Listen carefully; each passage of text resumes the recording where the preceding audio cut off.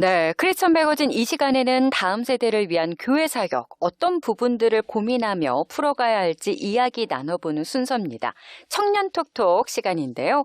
원주 제1교회에서 청년부를 담당하고 계시는 권영주 목사님 나오셨습니다. 목사님 안녕하세요. 네, 안녕하세요. 자, 우리가 지난주에 제가 좀 머리를 아파 있었는데 청년들을 네. 바로 보고 또 청년들을 향해 바로 서기라는 주제로 일단 청년들을 좀 바로 보자. 어떤 네. 세대인가. 네네. 그거를 저를 설득시키기 위하여 많이 노력하셨어요. 네, 많이 애썼던 것 같아요. 네. 자, 오늘은 그러면 청년들을 향해 바로 서기 이 부분에 대해서 말씀을 해주시는 거죠? 네. 그 전에 네. 이 세대 간의 갈등이라는 게 그러면 요즘만 있었냐? 예전에도 있었어요. 그죠? X세대, 뭐 Y세대. X세대, Y세대. 요즘 뭐 X세대도 거의 예전에 막 참 이상한 세대다 이야기 했었던 기억이 저도 있어요. 네. 저희도 그렇게 불려졌고. 네. 그러다 보니까 이 세대 간의 갈등의 문제는 지금의 문제만이 아니라 과거에도 있었고 그다음에 앞으로도 계속 세대 간의 갈등은 있을 거예요. 네. 그러다 보니까 저희가 교회 안에서 이런 세대 간의 문제에 대한 것들은 뭐 요즘 세대가 이러니까라고 답을 내리기보다는 그런 차이가 있는 세대들 안에서 우리가 본질적인 부분들로 잘 바라봐주고 또 오늘 이야기되어지는 것처럼 잘 서 있어 줄 때 그것을 통해서 결국은 이 세대 간의 소통도 되어지고 그리고 그 세대 간의 갈등이 다시 말하면 걸림이 아니라 하나의 디딤으로 세워져 나아갈 수 있을 것 같은 생각이 들어요. 네, 그러네요. 뭐, 아이고, 저것들 어떻게 해야 돼? 뭐 이렇게 거기서만 끝날 게 아니라 네네네. 그럼에도 서로가 하나가 되기, 이거 하나라고 얘기하니까. 우리 세대들은 계속 하나가 되어져야 옳은 것 같아요. 네. 왜 목사님하고 저를 같은 세대로 묶으세요? 지금 MZ 세대는 네. 좀 나눠질 필요가 있어요. 제가 볼 때는 이 밀레니엄 세대는 네. 저희 세대랑 더 맞아요. 제가 볼 땐 그래요.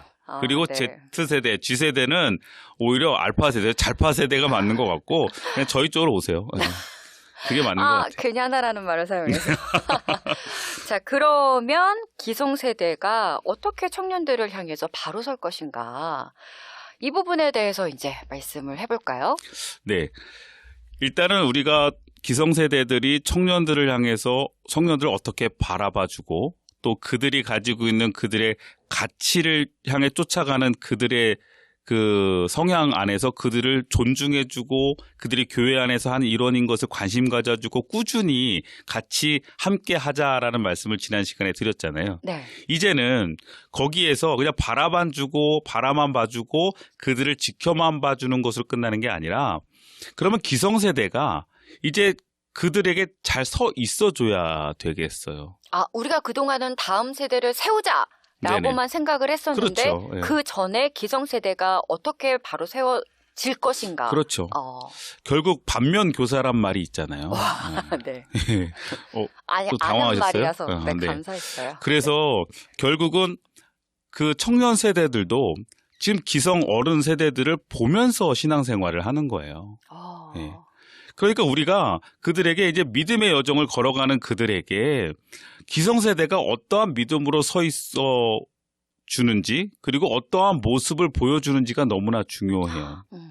네. 요즘 청년들이 가장 고민하고 갈등했었던 것들 중에 하나, 특히 교회를 떠나는 청년들의 대부분의 이야기는 교회에 대한 실망, 그다음에 그리스도인들에 대한 실망 이런 거거든요. 네. 그러니까 이중적인 모습이고 결국은 말과 행동이 다르고 신앙과 삶에 달라지는 어른들의 모습들을 보면서 청년들은 교회를 많이 떠났고 네. 그들의 신앙을 포기해버렸던 그런 모습들이 되게 많잖아요. 네. 그래서 가장 중요한 것은 그러면 어른들은 그들에게 그들의 믿음과 신앙의 모습을 어떻게 지금 보여주고 있느냐. 부끄러워지는데요. 그죠. 여기서 이제 우리가 좀 무거워질 필요는 있다고 봐요. 네. 기성세대가 뭐 청년들 열심히 잘해라. 너네들 정말 믿음으로 바로 서라. 라고 말은 많이 하지만 네. 정작 우리들의 모습을 돌아보면 우리가 많이 부끄러워지잖아요. 네. 그러니까 청년들을 향한 어른들의 바로 서기는 지금 우리가 이 자리에서 믿음으로 바로 서 있느냐. 이것을 한번 좀 돌아볼 필요가 있는 거죠. 이거네요. 일찍 자야지 그러면 아빠는 왜 늦게 자는데? 맞아요. 저희 애들이 제일 많이 하는 얘기예요. 야, 네. 빨리 핸드폰 끄고 자 해놓고 저는 핸드폰 하고 있을 때 네. 아이들의 그 표정, 예, 네. 그렇죠. 지금 네. 딱 그 모습이죠. 네네네. 그러면은 좀 어떤 부분들을 살펴야 돼요? 저는 여기에서 그러면 이 경험을 통해 믿음이 세워진다고 봐요. 아, 네. 우리 청년들이 얼마나 경험했을까, 어른들을 통해서 믿음을. 네. 이 부분을 한번 좀 생각해 볼 필요가 있어요. 교회 안에서 우리 청년들이 어른들과 함께하는 시간들, 그 뭐 가까운 뭐 대화나 아니면은 뭐 지난번에도 말씀드렸던 것처럼 함께 무슨 연합 행사를 하거나 아니면은 뭐 여러 가지 부서에서 같이 사역을 하거나 이럴 때에 그들이 경험되어지는 그리스도인 어른들, 그들의 말과 그들의 행동 또 그들의 모습들 통해 보여지는 그리스도인, 그 경험이 그들의 믿음을 세워가는 거거든요. 아, 그렇겠네요. 네. 근데 저만 생각해 보면 일단 그 경험 자체가 많지 않았던 것 같고 네네. 단편적으로 잠깐 만남 속에서는 약간 부정적인 모습들이 좀 많았던 것 같아요. 네.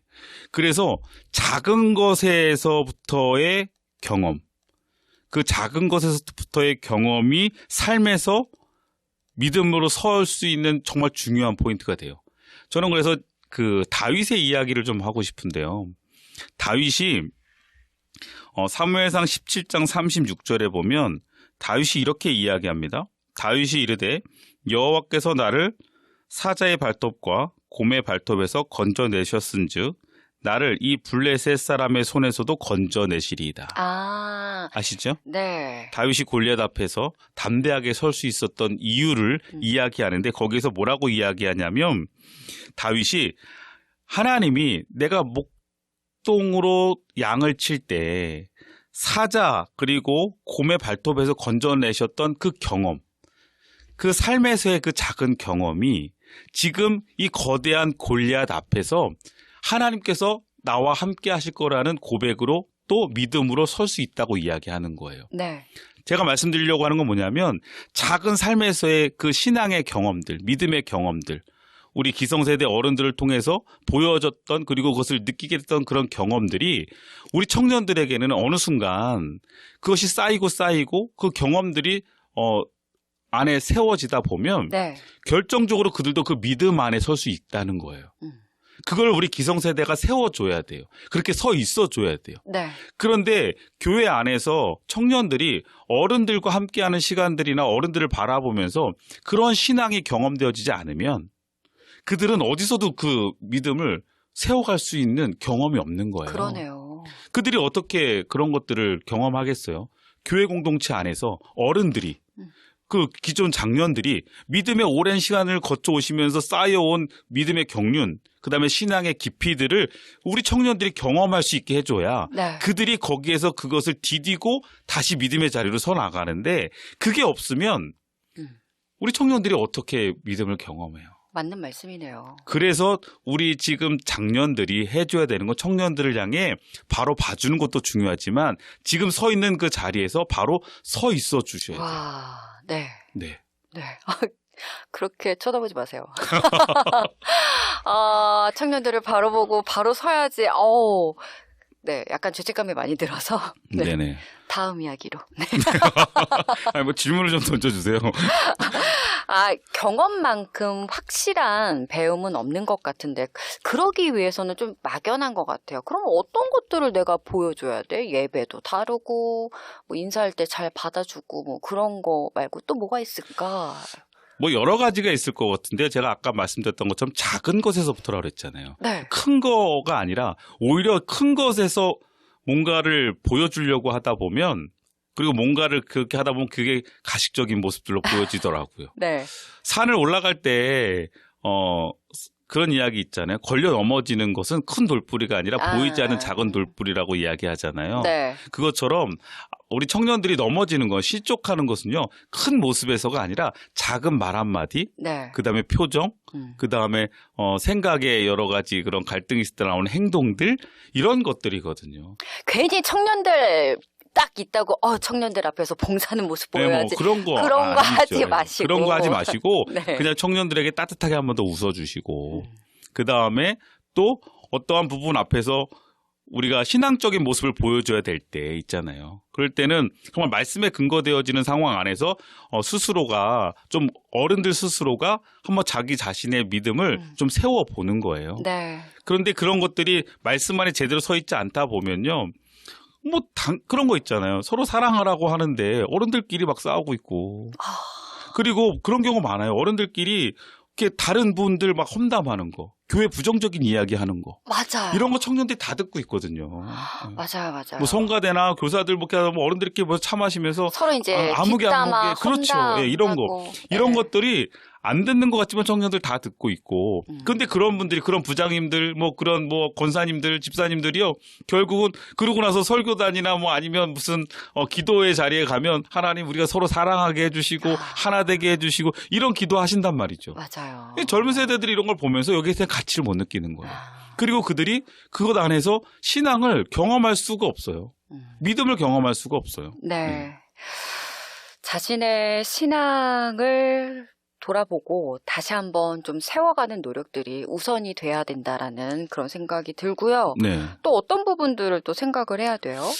그렇게 바로 서 주시면 청년들이 보겠죠. 네. 그리고 그것을 향해 이제는 뭔가 본인이 나도 모르게 그것을 향해 따라가게 되는 거예요. 그래서 저는 바로 보기도 중요하고 그다음에 바로 서기도 중요한데 네. 그 바로 보기와 바로 서기가 된다면 저는 청년들이 바로 따라갈 수 있을 거라고 봐요.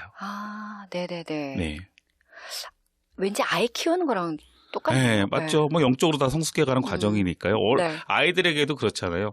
뭐 아무리 잔소리하고 뭐 훈육하는 것보다 더 중요한 건 부모가 어떤 모습을 보여주느냐가 중요한다고 하잖아요. 맞아요. 네. 지난번에 이거 뭐 실명을 거론할 수는 없지만 아는 누구 분의 아이가 갑자기 차를 타고 가는데 그 아이가 이제 유치원 가는 아이인데요. 차를 하는데 갑자기 이 앞에 차가 이렇게 막 끼어들고 그랬나 봐요. 네. 그랬더니 이 아이가 갑자기 그 아빠한테 아빠 창문 열고 한마디 해줘야지. 우리 집을 보는 것 같아요. 이렇게 얘기를 하더라는 거예요. 순간. 네. 근데 그 운전하는 그 분이 이제 제가 옆에 타고 있으니까요. 당황하는 거죠. 그러니까 평소에 어떤 모습을 보였겠어요. 예.